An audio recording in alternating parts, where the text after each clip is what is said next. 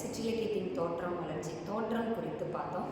அதற்கு அடுத்தபடியாக சிற்றிலக்கிய வகைகளை இந்த பகுதியில் ஒவ்வொன்றாக விளக்கமாக பார்க்கலாம். அதில் முதல்ல நம்ம பார்க்கறது அந்தாதி. இந்த அந்தாதி அப்படிங்கிறது அந்தம் என்பது முடிவு என்பதையும் ஆதி என்பது தொடக்கம் என்பதையும் தருகிறது.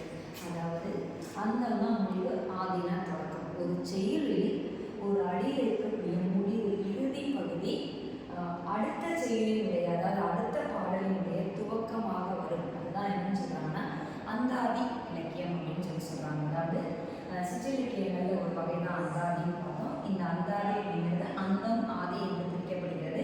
இந்த அந்தம் அப்படின்னா முடிவுன்னு அர்த்தம். இந்த முடிவு என்பது ஒரு செயலினுடைய இறுதியில் உள்ள எழுத்து அடுத்த செயலினுடைய முதலாக தொடக்கமாக வரக்கூடியதற்கு பேர் தான் அந்தாதி இலக்கியம் அப்படின்னு சொல்றாங்க.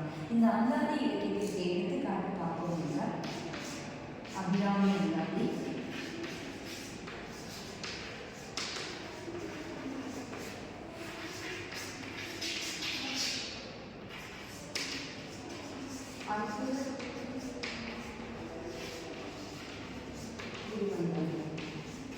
இந்த நூல்களை எல்லாம் நம்ம எடுத்து படித்து பார்த்தோம் என்றால் இதற்கான பொருள் நமக்கு புலப்படும்.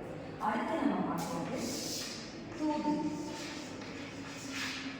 இந்த தூது அப்படின்னு பார்த்தோம்னா, அதாவது எந்த காலங்கள்லையும் சரி இந்த தூது என்பது ஒரு மிகச்சிறந்த ஒரு பார்க்கப்படுது. நம்மளுடைய சமூக வாழ்வியலில் தூது இல்லாமல் மனிதர்கள் இல்லை. ஏன்னா எல்லாருக்குமே இந்த தூது அப்படிங்கிறது ஒரு முக்கியத்துவம் வாய்ந்தது.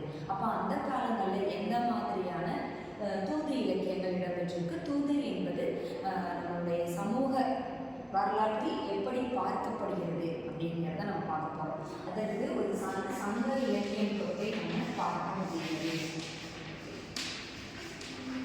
எப்படி அப்படின்னா தலைவன் தலைவியிடமோ அல்லது செவிலித்தாயிடமோ அல்லது நன்றாயிடமோ தோழி தூதாக செல்லக்கூடிய பாங்கு நம்ம பார்ப்போம். பெரும்பாலும் தோழினா அனைவருக்கும் தூது பொருளாக பார்க்கப்படுகிறாள் அப்படின்னு எடுத்துக்கலாம்.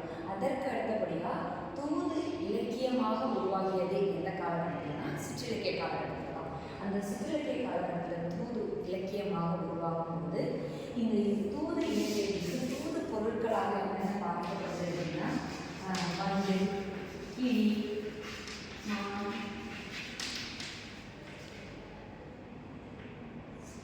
மயில், புறா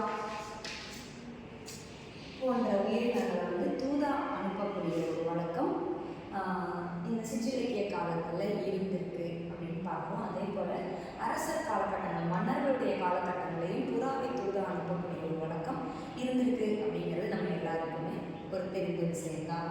அதில் இந்த தூது இலக்கியத்தினுடைய ஒரு சிறப்பு என்ன அப்படின்னு பார்த்தோம்னா, நம்ம முன்னாடியே இலக்கணம் பார்த்தோம் இல்லையா, சிறு சிறு பகுதிகளை காட்சிகளாக கொண்டு வடிவமைக்கப்பட்டது சிற்றிலக்கியம் அப்படின்னு சொல்கிறாங்க. அந்த சிறு காட்சிகளுக்குள்ள என்ன அடங்கும் அப்படின்னு பார்த்தீங்கன்னா, மன்னன் மீதோ அல்லது தெய்வத்தின் மீதோ காதல் கொண்ட ஒரு பெண் இந்த பொருட்களை தூதுவாக அனுப்பி தன்னுடைய காதலை வெளிப்படுத்தினாள் என்ற செய்தியை தெரிந்து கொள்ள முடிகிறது. மேலும் நம்ம இதிலிருந்து என்ன தெரிஞ்சுக்கிறோம் அப்படின்னா, எந்த பொருளை தூதாக அனுப்பினால் பொருத்தமாக இருக்கும் என்பதை அறிந்து தலைவி என்ன செய்கிறாள் அப்படின்னா, தன்னுடைய மொழியான தமிழ் மொழியையே தூதாக அனுப்பினாள் அப்படிங்கிற ஒரு இலக்கியத்திற்கு தான் எடுத்துக்காட்டு என்ன சொன்னாங்கன்னா தமிழ் விடுதூது. இந்த தமிழ் விடுதூது இந்த கிளி, வண்டு, மான் இந்த பொருட்களை எல்லாம் தூதா அனுப்பிடுறாங்க.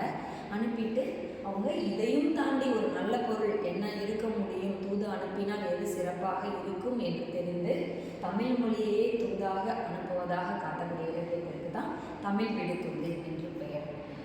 இதற்கு எடுத்துக்காட்டு தமிழ் விடுதூது. அடுத்து நம்ம பார்க்க போகிறது மூன்றாவது என்ன பார்க்கலாம். இந்த பிள்ளை தமிழ் இலக்கியத்திற்கு என்ன எடுத்துக்காட்ட, பிள்ளை அப்படின்னாலே நம்ம என்ன சொல்லுவோம்னா பிள்ளை பருவம், சிறு பருவம், குழந்தை பருவம் அப்படின்னு சொல்லுவோம். இந்த இடத்துல தெய்வத்தை குழந்தையாக பாவித்து இலக்கியங்கள் படைப்பதும் தன்னை குழந்தையாக பாவித்து கொண்டு இலக்கியம் படைப்பதும் ஒரு வழக்கமாக தமிழ் மரபில் பார்க்கப்படுது. இந்த இடத்துல வந்து மீனாட்சி அம்மை, அதாவது மதுரை சொக்கநாதரி மீனாட்சி அம்மை மீது எழுதப்பட்ட இலக்கியம் மீனாட்சி அம்மை பிள்ளைத்தமிழ் என்று அழைக்கப்படுகிறது.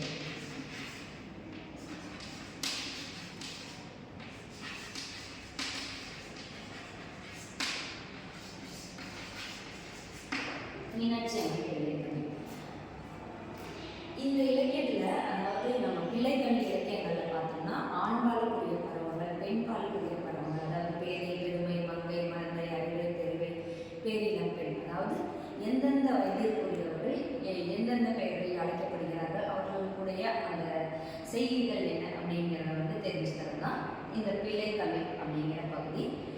அடுத்து இனி வரும் பகுதியில் அடுத்தடுத்து சிற்றிலக்கியங்கள் குறித்து நம்ம பார்க்கலாம். நன்றி.